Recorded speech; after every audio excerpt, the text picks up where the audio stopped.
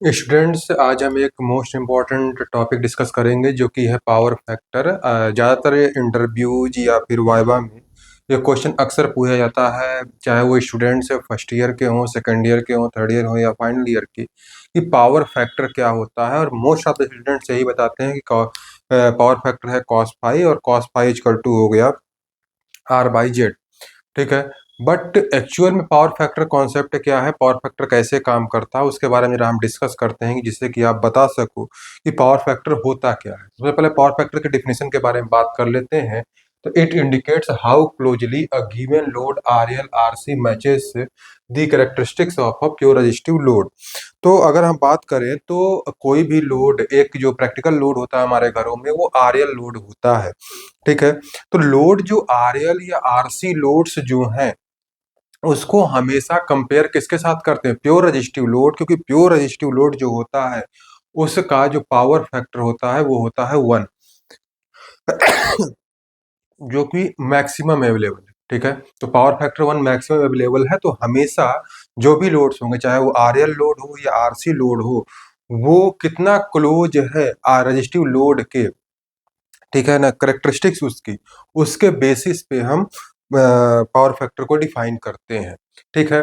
तो जैसे कि यहाँ पे अगर हम आर लोड लेते हैं, तो एक हमने सोर्स लगाया है, करंट फ्लो करे, और रेजिस्टिव लोड आर है। अगर इसको की साइनसोइडल है तो V equal to V M sine omega T, और करंट होगी I M sine omega T, I M equal to V M by R होगा। ठीक है। क्योंकि ये रेजिस्टिव लोड है। और दूसरी बात ये है कि यहाँ पे वोल्टेज और करंट दोनों सेम फेज में होते हैं, दोनों के बीच में कोई भी फेज डिफरेंस नहीं होता है। तो पी एवरेज रेजिस्टिव लोड के लिए लिखेंगे तो 1/t टाइम पीरियड होता है इसमें 2 पाई, तो 1/2 पाई, 0 to t, तो 0 से 2 पाई। किसका एवरेज ले रहे हैं? पावर का। तो P और d ओमेगा टी। अब जो P होता है वो होता है V into I. P equal to क्या होता है? V into I. तो V इंटू आई की वैल्यू यहाँ पुट कर दिया। जब इस इंटीग्रेशन को सॉल्व करते हैं तो आता है Vm Im/2, या इसी को लिख सकते हैं Vm/√2 इंटू Im/√2। हम ये जानते हैं कि Vrms इक्वल टू Vm/√2। तो ये हो जाएगा Vrms into IRMS equal to V into I. ठीक है। ये रजिस्टिव लोड के लिए हो गया। अब जरा हम एक लोड लेते हैं, दोनों में से कोई एक। हमने RL RC लिखा था, हमने RL लोड ले लिया क्योंकि प्रैक्टिकल लोड RL लोड ही होता है। तो VI और RL लोड ले लिया, तो V equal to VMI sine omega T. RL load के लिए करंट जो होता है वोल्टेज से फाई एंगल लैग करता है। ठीक है ना, करंट लैगिंग होता है इसमें। और यही RC होता तो करंट लीडिंग हो जाता। ठीक है ना। अब चूंकि ये प्योर RL लोड नहीं है, इसीलिए यहाँ पे 5 डिग्री से लैग कर रहा है। अगर ये प्योर RL लोड हो जाता तो ये 90 डिग्री से, अगर प्योर इंडक्टर होता, जैसे कि यहाँ पे RL है, अगर RL लोड है तो यहाँ पे 5 डिग्री से लैग कर रहा है। लेकिन अगर प्योर इंडक्टिव लोड होता, सिर्फ इंडक्टर होता, तो उस केस में जो करंट होता, अगर प्योर इंडक्टर होता, उस केस में जो करंट है वो वोल्टेज से 90 डिग्री लैग कर जाता। ठीक है। तो ये ध्यान रखने वाली बात है कि RL लोड होने के कारण ही 5 डिग्री से लैग कर रहा है। ठीक है। इसका एवरेज निकालेंगे तो 0.2 पाई सब कुछ सेम रहेगा। यहाँ पे करंट की वैल्यू चेंज होगी, उसकी वजह से जो एक्सप्रेशन आएगा पी एवरेज RL का, वो Vm/2 इंटू कॉस फाई। ठीक है। Vm/√2 into Im/√2 cos phi equal to Vrms IRMS cos phi. ये अब फर्स्ट में आपने पढ़ रखा होगा। इंस्टेंटेनियस पावर क्या होता है? P equal to V into, दोनों का सिर्फ मल्टीप्लीकेशन कर देते हैं। और अगर इंस्टेंटेनियस पावर निकालना है तो हर एक पॉइंट पे वोल्टेज और करंट के जो वेवफॉर्म या वैल्यूज है उसको मल्टीप्लीकेशन कर दीजिए। अब जरा इसको समझते हैं वेवफॉर्म से। तो जैसे कि ये हमारे पास किसका वेवफॉर्म, सबसे पहले हमने ड्रॉ किया किसका वेवफॉर्म? ये वोल्टेज का, ये वोल्टेज का वेवफॉर्म है। ये किसका वेवफॉर्म है? ये करंट का वेवफॉर्म। वोल्टेज और करंट का वेवफॉर्म हो गया। ठीक है। यहाँ पे मैग्नीट्यूड से मतलब नहीं है, हमने इसको जस्ट अलग दिखाने के लिए ऐसा कर रखा है। तो ये वोल्टेज का वेवफॉर्म है और एक करंट का वेवफॉर्म है। इसी तरीके से यहाँ पे RL लोड के लिए, किसके लोड के लिए है? ये R लोड के लिए है, और ये RL लोड के लिए। ठीक है। RL लोड के लिए भी ये वोल्टेज का वेवफॉर्म है और ये करंट का वेवफॉर्म है। ठीक है। ये जो फेज डिफरेंस है RL लोड में, यही है फाई। फाई के बाद करंट स्टार्ट हो रहा है। ठीक है ना।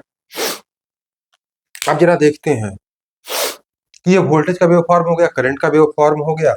ये हो गया 0 पाई और यहाँ पे 2 पाई। ठीक है। इसके लिए ये 0 हो जाएगा, ये पाई हो जाएगा और ये यहाँ पे ये 2 पाई हो जाएगा। ठीक है। तो अगर 0 से पाई में देखें तो वोल्टेज और करंट दोनों सेम फेज में है और इंस्टेंटेनियस पावर क्या होता है, दोनों का मल्टीप्लीकेशन करेंगे, प्लस इंटू प्लस तो पॉजिटिव आएगा। तो हमारे पास जो ये इंस्टेंटेनियस पावर आ रहा है ये आ गया। फिर पाई से 2 पाई में देखें तो वोल्टेज और करंट दोनों ही नेगेटिव हैं, तो माइनस इंटू माइनस वो भी प्लस होता है, तो इंस्टेंटेनियस पावर फिर से पॉजिटिव आएगा। ठीक है। उसके बाद जो एवरेज पावर की देखें तो एवरेज पावर में क्या होता है कि आपका जो एवरेज पावर होता है वो कुछ डिवाइड होके आता है, यानी कि Vm/2 करके कुछ, यानी कि एवरेज पावर इंस्टेंटेनियस पावर से कुछ कम होगा। उसको हमने ये दिखा रखा कि ये लाइन मान लेते हैं कि एवरेज पावर है और जो कि किसके बराबर है, Vm/2 या VIrms/IRMS। ठीक है। दूसरा, अब हम आरएल लोड के लिए देखते हैं तो ये है वोल्टेज, ये है करंट। अब जो 0 से फाई एंगल के बीच में देखें तो जो वोल्टेज है वो पॉजिटिव है, करंट है negative. Voltage positive, current negative, तो पॉजिटिव इंटू नेगेटिव क्या होगा, नेगेटिव। तो जो पावर आ रहा है इंस्टेंटेनियस पावर वो नेगेटिव आ रहा है। ठीक है। उसके बाद फाई से लेके पाई तक देखें तो फाई से लेके पाई तक देखते हैं तो वोल्टेज और करंट दोनों पॉजिटिव है, तो उस कंडीशन में हमारा इंस्टेंटेनियस पावर जो है वो पॉजिटिव आ रहा है। उसके बाद पाई से लेके पाई प्लस फाई, ये कौन सा होगा, पाई प्लस फाई। पाई से लेके पाई प्लस फाई तक अगर देखते हैं तो जो है वोल्टेज पॉजिटिव, करंट पॉजिटिव है और वोल्टेज क्या है, नेगेटिव। ठीक है ना। ये क्या है, ये करंट है, ये करंट है, करंट पॉजिटिव और वोल्टेज नेगेटिव यहाँ तक। इसको अगर देखेंगे तो यहाँ से यहाँ तक क्या है, वोल्टेज करंट पॉजिटिव और वोल्टेज नेगेटिव, तो मल्टीप्लिकेशन क्या होगा, नेगेटिव, तो नेगेटिव पावर आ रहा है instantaneous power. Pi plus phi से 2 पाई तक देखें तो दोनों ही वोल्टेज, करंट और वोल्टेज दोनों ही नेगेटिव हैं, तो इसके कारण पावर पॉजिटिव आएगा। ठीक है ना। तो यहाँ पे इंस्टेंटेनियस पावर फिर से पॉजिटिव आ रहा है। ठीक है ना। ये भी क्या है, इंस्टेंटेनियस पावर। और इसके बाद देखेंगे तो क्या हो जा रहा है, वोल्टेज पॉजिटिव और करंट नेगेटिव, तो नेगेटिव आएगा। अब एवरेज पावर की बात करते हैं। देखिए यहाँ पे जो पावर था यानी कि इंस्टेंटेनियस पावर था, उसी से हमने एवरेज पावर को देखा, कंपेयर करके देखा तो उससे कुछ कम आना चाहिए। ठीक है।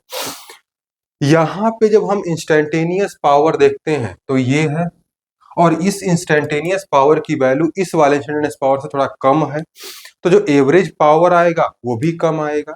ठीक है ना। तो एवरेज पावर वाली लाइन इससे नीचे जाएगी, जिसको हमने ड्रॉ कर लिया। ठीक है ना। तो जो एवरेज पावर वाली लाइन है इससे नीचे है। ठीक है। तो इसका जो एवरेज पावर की लाइन है और इसका जो एवरेज पावर है, इसके बीच में थोड़ा सा डिफरेंस है। वो जो डिफरेंस है वही है पावर फैक्टर कॉस फाइव। वो क्यों डिफरेंस आ रहा है, उसी कॉस फाइव, क्योंकि अगर वोल्टेज और करंट के बीच में कोई भी फेज डिफरेंस ना होता तो दोनों सेम फेज में होते, तो दोनों ही वैल्यूज भी सेम आती।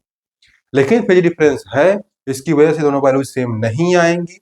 हमारे पास जो इंस्टेंटेनियस पावर की वैल्यू देखें अगर ओवरऑल, तो नेगेटिव पोर्शंस इसमें आ रहे हैं, जबकि यहाँ पे कोई भी नेगेटिव पोर्शन नहीं था। तो जो इंस्टेंटेनियस पावर से जब एवरेज पावर देखते हैं तो आरएल लोड के लिए जो एवरेज पावर होता है वो आर लोड से जो एवरेज पावर होता है उससे कुछ कम होता है। ठीक है ना। तो यही कह रहा है कि it indicates how closely a given load RL RC matches the characteristics of pure resistive load. अगर इस कॉस फाई की वैल्यू को अगर हम 1 कर दें, यानी कॉस फाई जो है, कॉस फाई की वैल्यू, यहाँ पे ये कॉस फाई नहीं आया होता तो ये उठ के यहाँ चला आता और ये मैच कर जाता रजिस्टिव लोड से। ठीक है ना। अगर हम इक्वेशन में भी देखें तो पी एवरेज आरएल के लिए हमने लिखा है V R M S into I R M S into cos phi. अब अगर इस कॉस फाई की वैल्यू 1 हो जाए, जो कि इसमें होता है, अगर इस कॉस फाई की वैल्यू 1 हो जाए तो क्या हो जाएगा, आरएल लोड मैच कर जाएगा कैरेक्टरिस्टिक के साथ, रजिस्टिव लोड के साथ।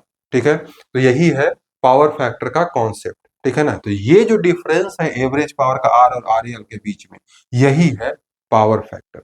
ठीक है। अगर आपके वीडियो में पावर फैक्टर का कॉन्सेप्ट आपको अगर समझ में आ गया तो वीडियो को लाइक करें, शेयर करें और चैनल को सब्सक्राइब करें। Thank you.